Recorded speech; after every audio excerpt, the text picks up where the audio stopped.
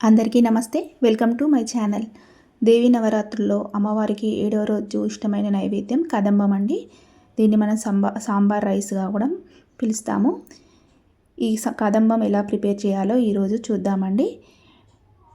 6వ రోజు ప్రసాదము రవ్వ కేసరి ప్రిపరేషన్ నేను కింద డిస్క్రిప్షన్లో ఇచ్చానండి. మీకు ఇంట్రెస్ట్ ఉంటే చూడండి. ఇప్పుడు ఈ కదంబం ప్రిపరేషన్ చూద్దాము. ఈ వీడియో కంప్లీట్గా చూడండి. మీకు నచ్చినట్టయితే please subscribe my channel and ఒక లైక్ కూడా ఇవ్వండి.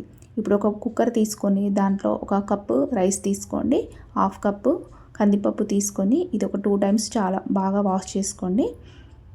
2 టైమ్స్ బాగా వాష్ చేసుకున్నాక దీంట్లో ఒక 4 కప్స్ వాటర్ వేసుకోండి. అన్నము పప్పు మెత్తగా ఉడకడానికి కొంచెం వాటర్ ఎక్కువగానైనా వేసుకోండి. దీంట్లోనే కొంచెం ఆయిల్ కూడా వేసుకొని మూతకు పెట్టుకొని కుక్కరు ఒక 3 విజిల్స్ వచ్చే వరకు మెత్తగా ఉడికించుకోండి. ఇప్పుడు ఒక బౌల్ తీసుకొని దాంట్లో ఒక 1 గ్లాస్ వాటర్ తీసుకోండి. దీంట్లో కొంచెం పసుపు వేసుకొని ఇక్కడ నేను మునక్కాయలు, బెండకాయలు, సొరకాయ, టమాటా, పచ్చిమిర్చి అన్నీ దీంట్లో వేసుకుంటున్నానండి. మీకు ఇష్టమైతే ఇంకా వేరే వెజిటేబుల్స్ అయినా వేసుకోండి. ఇవన్నీ వేసుకొని మూత పెట్టుకొని ఒక 10 మినిట్స్ వరకు బాగా ఉడికించుకోండి. ఈలోపు అన్నం ఉడికిందో చూద్దామండి. చూడండి, అన్నం ఇది బాగా ఉడికింది. మీకు ఎంత మెత్తగా వీలైతే అంత మెత్తగా ఉడికించుకోండి. దీన్ని ఒకసారి ఇలా బాగా కలుపుకోండి. ఇదంతా ఇలా కొంచెం గరిటెతో కానీ మీ దగ్గర పప్పు గుత్తి ఉంటే దాంతో కొంచెం మ్యాష్ చేసుకోండి. ఇప్పుడు వాటర్ బాగా బాయిల్ అవుతుందండి. ముక్కలు కూడా మనకి ఇప్పుడు కొంచెం ఉడికాయి. ఒకసారి చెక్ చేసుకోండి. ఇలా ముక్కలన్నీ ఉడికాక దీంట్లో మళ్ళీ కొంచెం చింతపండు రసం వేసుకోండి. ఇక్కడ నేను నిమ్మకాయ సైజు చింతపండు తీసుకొని ముందుగా నానబెట్టుకొని దాని రసం తీసి దీంట్లో వేస్తున్నాను. దీంట్లో ఒక 2 స్పూన్స్ కారం కూడా వేసుకోండి. 2 స్పూన్స్ ఉప్పు కారం ఒకసారి మీకు తగినట్టుగా వేసుకోండి. చూసుకొని కావాలంటే తర్వాత అయినా వేసుకోవచ్చు. ఇదంతా ఒకసారి బాగా కలుపుకోండి.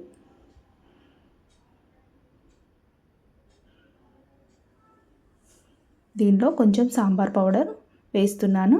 ఈ సాంబార్ పౌడర్ ఇంట్లోనే ప్రిపేర్ చేశానండి.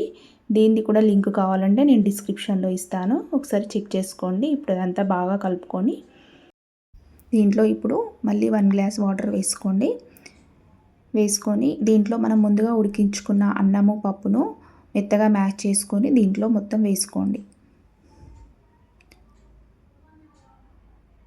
ఇలా కొంచెం కొంచెం వేసుకుంటూ కలుపుకుంటూ మొత్తం వేసుకోండి. ఇదంతా ఇలా కలుపుకున్నాక ఒకసారి ఇదే టైంలో కారం ఉప్పు సరిపోయా లేదో చెక్ చేసుకోండి. ఒకసారి చెక్ చేసుకొని మీకు కావాలంటే మళ్ళీ వేసుకోండి. ఇప్పుడు మూత పెట్టుకొని ఒక 10 మినిట్స్ వరకు ఈ రైస్కు సాంబార్లోని కారం ఉప్పు అంతా పట్టేటట్టు ఉడికించుకోండి. చూడండి, ఇప్పుడు మూత తీసి చూడండి, ఇదంతా బాగా ఉడికింది. దీంట్లో ఇప్పుడు పోపు వేసుకుందామండి. పోపులో కొంచెం ఆవాలు, జీలకర్ర, ఎండుమిర్చి, కరివేపాకు అన్నీ వేసుకొని ఇప్పుడు ఆ పోపునంతా దీంట్లో వేసుకోండి. దీంతో మనకు కదంబం ప్రిపేర్ అయిపోయినట్టేనండి. అమ్మవారికి ఎంతో ఇష్టమైన ఈ కదంబం ప్రిపరేషను మీరు కూడా ట్రై చేయండి. చాలా బాగుంటుంది. దీన్ని మామూలుగా ఇంట్లో సాంబార్ రైస్ లాగా కూడా చేసుకోవచ్చు మీకు ఇష్టమైతే. ఈ వీడియో కంప్లీట్గా చూసినట్టయితే please subscribe my channel and ఒక లైక్ కూడా చేయండి, షేర్ కూడా చేయండి, ఒక కామెంట్ కూడా చేయండి. మీరు కూడా ట్రై చేసి అమ్మవారికి ఇది నైవేద్యంగా పెట్టండి. మిగతా నైవేద్యాల వీడియోస్ అన్నీ నేను డిస్క్రిప్షన్లో ఇస్తానండి. ఒకసారి నా ఛానల్ని విజిట్ చేయండి. Thank you for watching.